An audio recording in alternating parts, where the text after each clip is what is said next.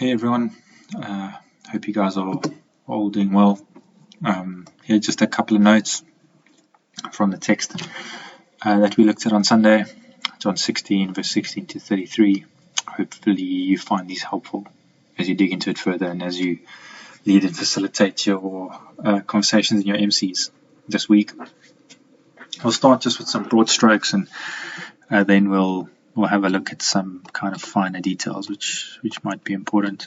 The passage is really split into three sections, and I mean it's a narrative, so it's a story. They're closely connected. What really characterizes the first section is the disciples wanting to understand what something that Jesus said means. This is something that they currently don't understand. They're not just asking for the sake of it. He said it a number of times, at least 5 times up until now.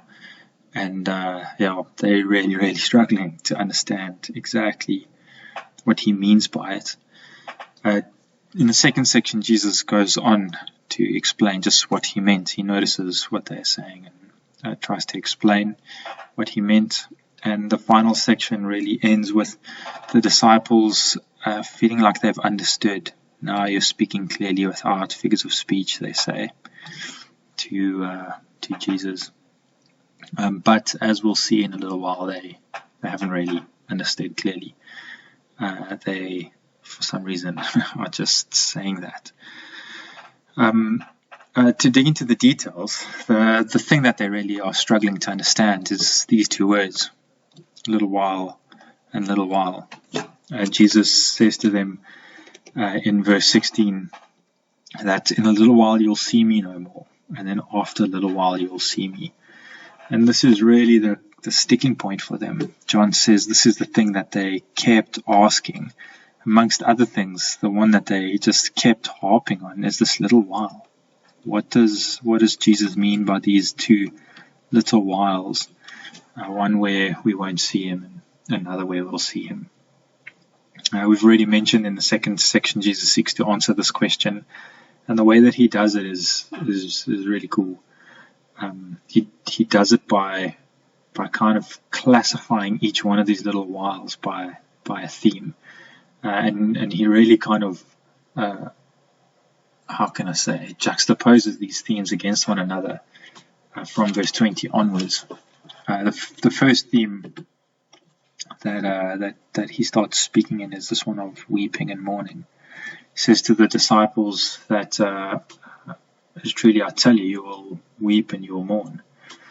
For the next couple of verses, this theme comes up, but wearing different masks. You will have grief.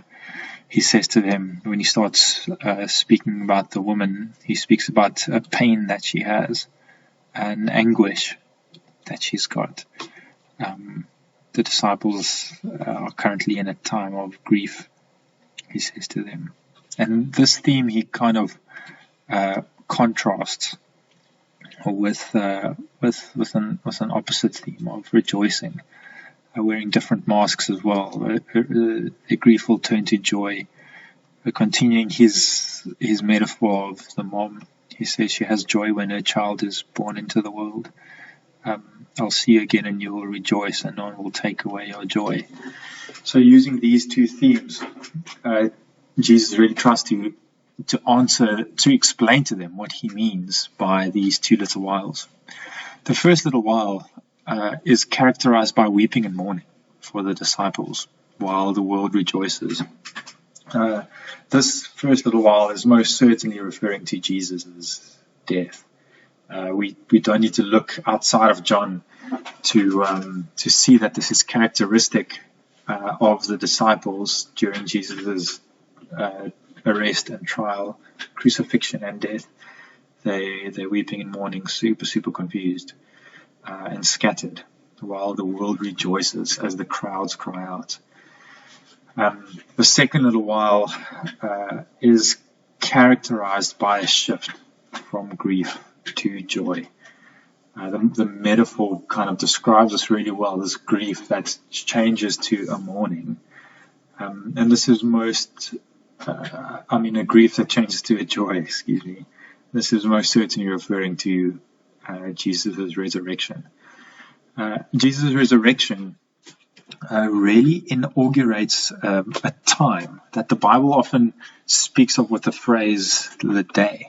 So it comes up in verse 23, in that day, verse 26 again, in that day, verse 25, a similar phrase, a time is coming when. Jesus' resurrection is really kind of the starting point that inaugurates this age. It's not an actual physical day. It's more referring to a time from Jesus' resurrection onwards that looks a certain way. It's entirely characterized by joy. It's not a time that's only characterized by joy. Jesus is not under any illusion that following him is all sunshine and roses. Verse 33, in this world you will have trouble, he says. My pen for some reason doesn't work down here. Maybe like that. There we go. In this world you will have trouble, he says, but take heart, I have overcome the world. So he's not under any illusion that it's all going to be nice, but it's overarchingly characterized by joy. But there's a few other things that are characteristic of that day. The first thing is kind of a complete, full and free access directly to the Father. You'll no longer ask me anything, he says to Jesus. Jesus says to his disciples, but you'll ask the Father directly. That's the first thing that really characterizes this new age that's inaugurated.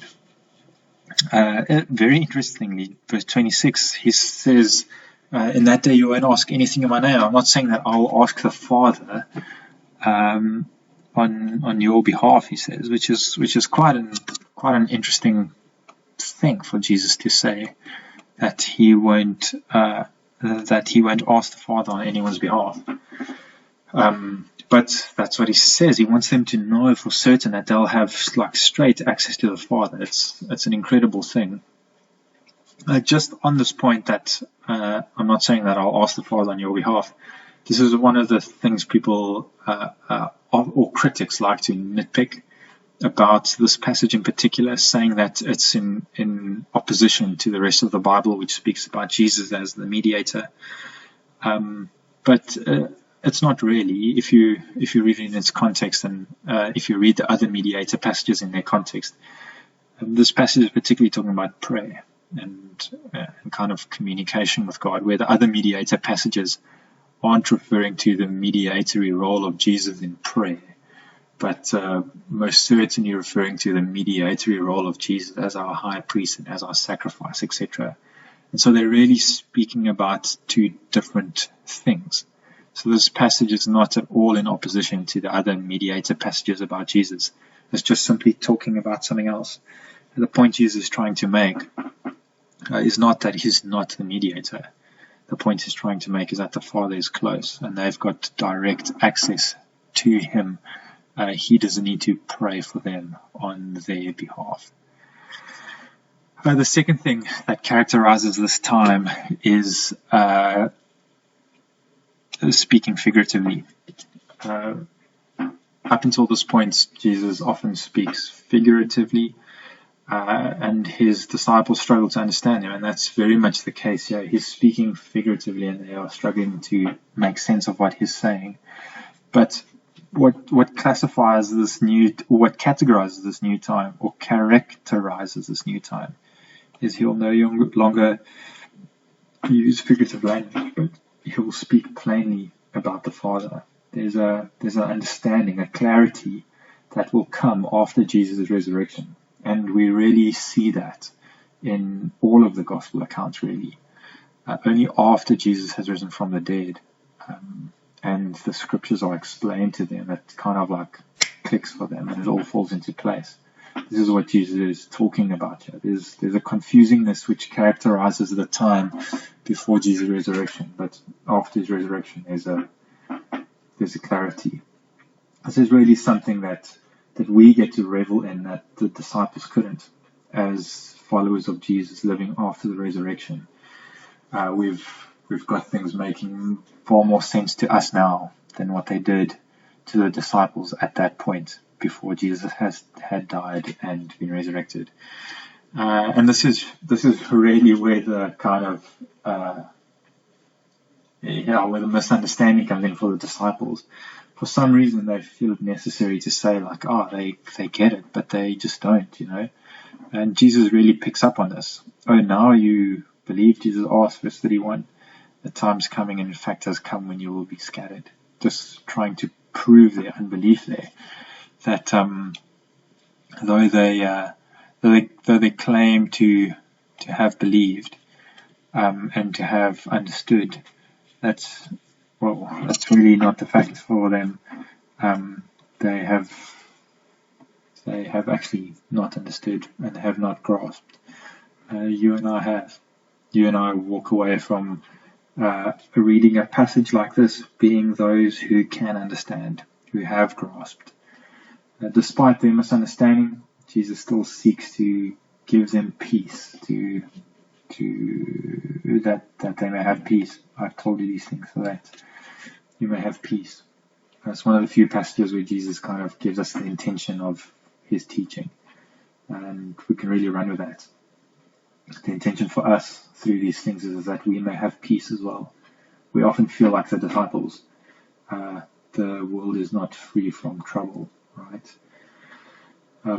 But the resurrection has something particularly heartwarming, particularly grief-shifting for us.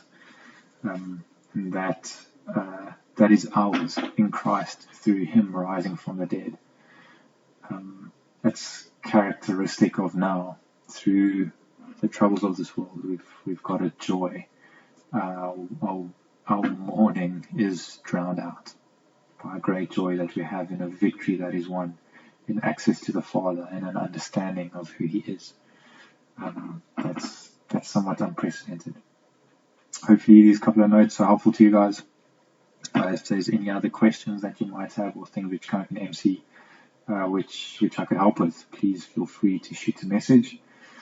Otherwise, I do pray that spending more time in this text would truly be refreshing to you guys. Hope you have a good week, have a good times in MC, and we'll catch up soon.